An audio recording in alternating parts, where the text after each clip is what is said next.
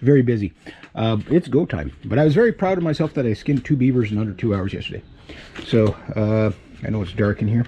Okay, so, let's see, what do we got? Okay, so I caught the first beaver on the 15th. Then I caught a beaver on the 24th, and on the 25th, some beaver set off my trap. I don't know if how he set off the trap. Most likely hit it with a stick of some sort. And then on the so my 24th beaver was on the 24th was the 38-pound beaver, and then yesterday on the 27th, I caught the yeah. So the 25th, the trap was set off.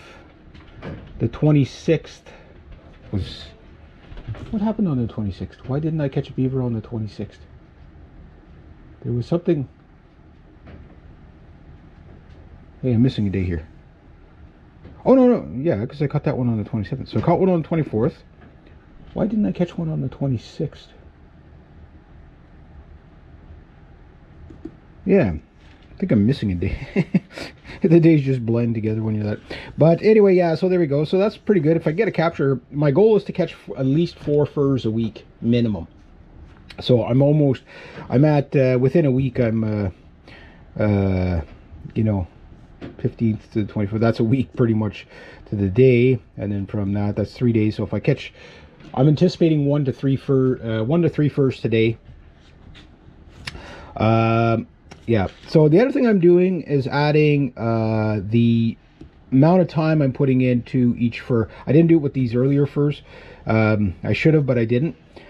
And that's what I'm going to do, is I'm going to put the time in. Then I'm going to see if my times are going to be coming down. Obviously, from the first beaver to now, the times have come down. But anyway, I'm going to get out there. I'm going to let these guys thaw out, dry out a bit for the day. And then hopefully I'll get them fleshed, size them, flesh them, and then board them tonight. There we go. All right. Let me introduce you to my wheelie barrel. This is the Trapping 101 barrel. It's old, it's creaky. Had it for a long time. This is my beaver hearse right now, so I don't have a toboggan. So hopefully I'll catch 1 to 3 beavers today. And yeah. It's good. I'm out of breath. Very warm right now. It's about 0, which is kind of nice, but I want it -10 all the time. Number 1, it keeps me cool. Number 2, anything more than -10, you know, the furs get thick when it gets into that -20 and -30 at night. -40, that's when your furs get like big puff balls, right? And that's cha-ching. All right. Ding ding, round 3. It is December 28th. And I'm eventually going to get this right. It's not like I haven't been here like 45 million times. There you go. So we'll see what the survey says today. Oh, we're going to get beavers 3 days in a row, 2 days in a row, whatever it is. I'm going to find out. And got really mild, and I don't trust the ice when it's really mild, obviously. So, see what survey says today. Very nice day, though. That looks set off. And is it set off? Maybe it's not. Hold on. I can't tell. Nothing. No. What? Why didn't you catch me a beaver, damn it? What kind of hooliganism is this? And survey says this one looks like it moved a bit.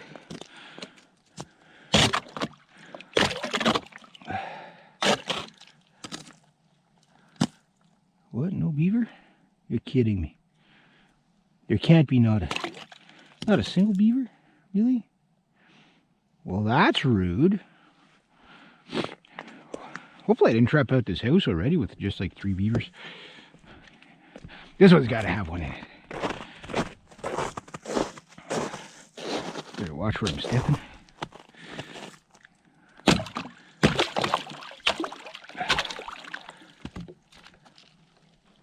Oh. Feels kind of heavy, and it's definitely fed off. Let's see. Survey says...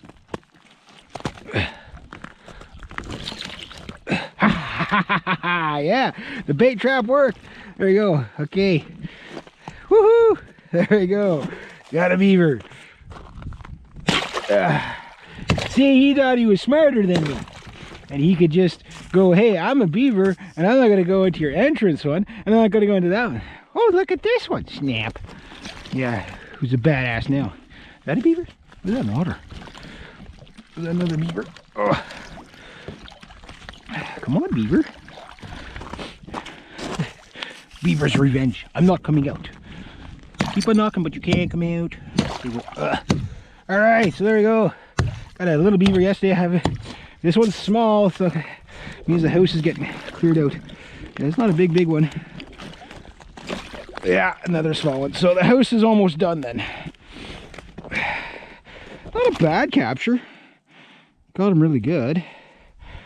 That's good. That's great. G'day, hi, and welcome. Morning graphic. If you're going to look away now, because never mind the beaver that's hanging up, but here's my damaged trap. It was him, okay? He wrecked my trap. He broke the trigger on it. Basically, you've broken my trap trigger. You've stolen my dreams. How dare you? Even though it kilted you, still no reason for damaging my poor defenseless trap that killed you. All right, anyway, so that's one beaver. Just the way it is there. Okay. Next year, I want, if I'm going to keep this as a trapping shack, next year I want this set up really well. Heat and everything like that in here, so I can add light. So my goal today is to flesh these two beavers. The little guy that I got and this guy. Now what I'm going to do here is, normally with the beavers, what I've been seeing people do to save some time is they start with all the legs. And sometimes that can be a little bit tricky if you can't find the leg. Where's the leg? I know you're in there. I know you're in there. You had 4 legs when I skinned you. Hang on. This is why lighting is so important.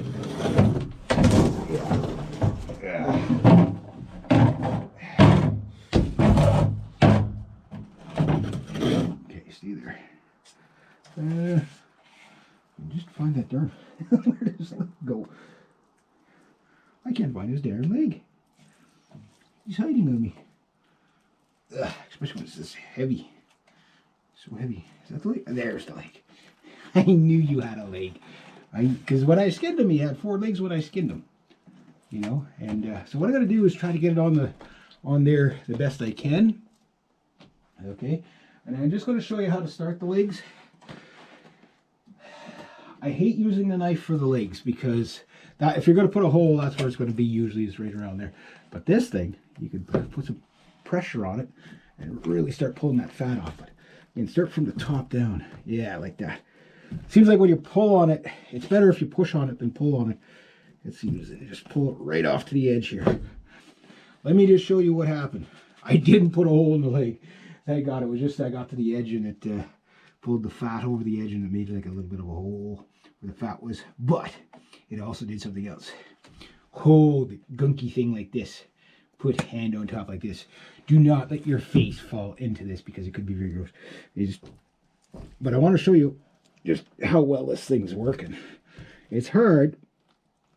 Look at that. Look how clean that is. That's what we're after, people. And it right to the edge too. So that means this thing's going to dry really well. I will give it a clean up after with the knife. Now, it's always that one side that always kind of gives you a little bit of hard time to get going. But I'm still on the first leg here. And I'm near the cheek and all that. But it's just getting the thing to start under the gristle. I'm just putting my weight on it. He's fat, but I'm fat too, so I got gravity on my side. Well, the good news is I'm done. I don't know how long it's taken me, but I'm going to do one more quick cleanup fleshing. So now that I'm kind of done fleshing, I want to get all the meatlets off of them, everything like that. Now He's a little, the problem is when you're pressing on him and all that, the grease tend to push through the other side of the pelt.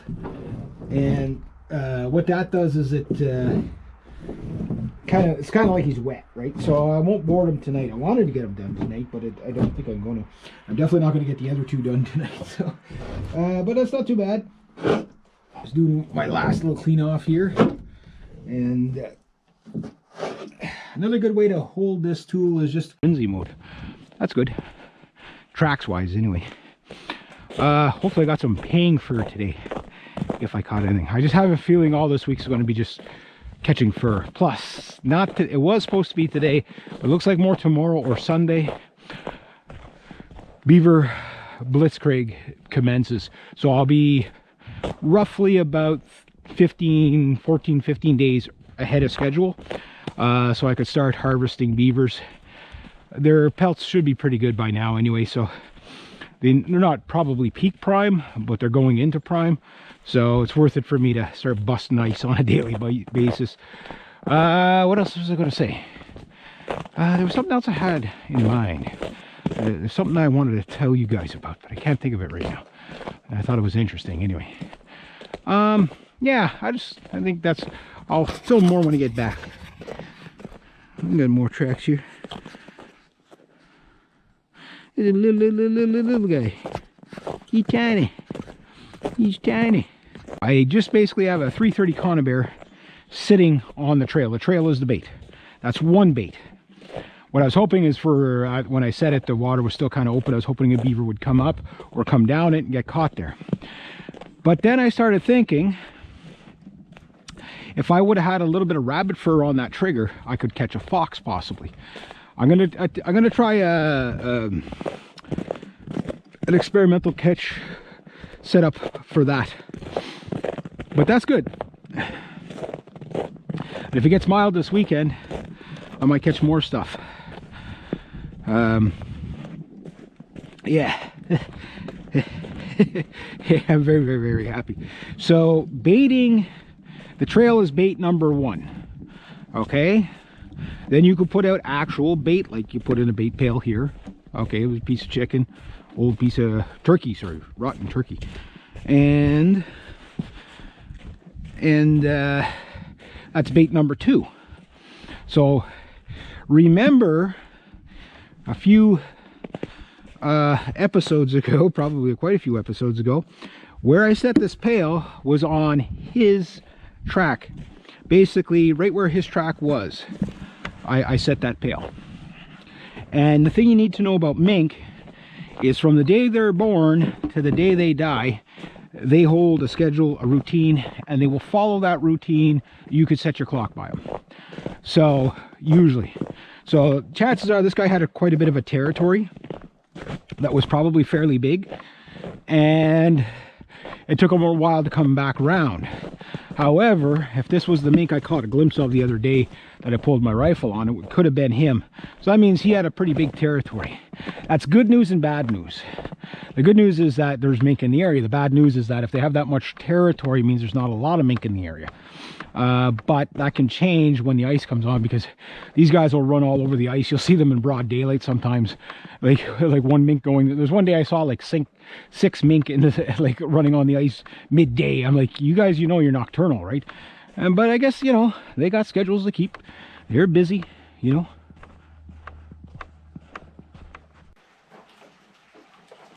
I hope you guys can see a bit. So I got the leg, one leg out, and I got it around the tail, the backside. Just gotta pry it a little bit with my fingers, not too hard. Just enough to get it. There we go. Starting on the other side. And grab it again. Get in there. Not be able to early yet. I'll show the boarding process if I catch another one. But this one, I was just the quick skinning of it. The vise is good if you can get them raw, as long as you can get the wool. Wow, you see all the bruising and the good news is when you see damage like that, you know it was quick for them. So, you know, like I don't like the idea of anything suffering needlessly. So if you can kill it, kill it. You know what I mean? Like set it up good. I wish I had better lighting for you, but It's just, we got one of those weird kind of anomaly days where it's really, really, really mild and raining, and yeah, and I caught this guy yesterday. He was frozen solid. I let him pretty much thaw out in the trap the whole night. He was, it doesn't take much to freeze these little guys, eh? So, and there you go. Almost to the legs. And again, I know some people will just pull and pull and pull, and they'll have it done in like 5 minutes. But again, you know, like I can guarantee you at the rate I'm doing this at, it's a lot slower, but I'm not going to be singeing my pelt. Again, you can use a spray bottle to just keep a little bit of hair, the hair damp, the pelt damp, so that it doesn't, again, where's the shoulders? I don't know where I am right now. But you can get the pelt damp, and that'll be fine. But the problem you'll run into is that when you go to board him, if he's not 100% dry, that could damage the pelt. So that's the trade-off. So you're less likely to singe it when it's slightly damp, but you're, you know, more likely to more likely to do other things. So I'm just approaching his shoulders there now, and what I'll do is get my thumbs in there again. Not gonna hit the ground, so I got to keep his grease and oil off of him. I got to keep the bench vise oil off of him. You know, so here we go. So we're just gonna get to the, whoop, the leg. That wasn't a bad oops. It was just like he popped kind of oops. Okay, there's the leg. When you get to the legs, you can either stick your reach to. It's like I'm trying to show you, but he's fleshing too fast. I'm not complaining. I'm not complaining at all. This is good. Just watch again. You don't pull the little arms off. You know, like because again, it's a pain in the ass when you do stuff like that. But if you can get a screwdriver in between the arm and the wherever, you can, or you can just keep rubbing them down, whichever. There, see my found a hole, so I'm through between the pelt and the. And that is cousin. And just kind of give it a little nice tug, nice and gentle. Don't pull the arm off. Don't pull the arm off. I usually just like to get my finger through, and I'll finish the rest with the finger because, like I say, it pretty much rubs down.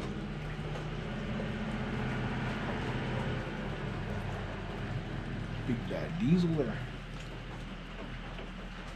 Where the shoulder bone is. And once you get past the legs, then life gets a lot easier.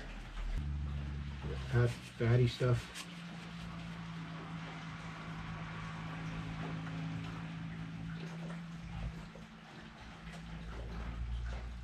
Fat there.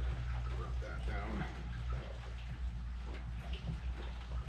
Without like damaging the pelt, you know.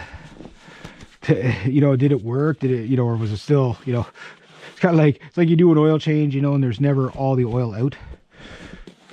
Hang on, I just don't like that. See all the red in the snow. Yeah, I don't want that to stain. If you do get a bloody area, get it wet. Especially in the money area.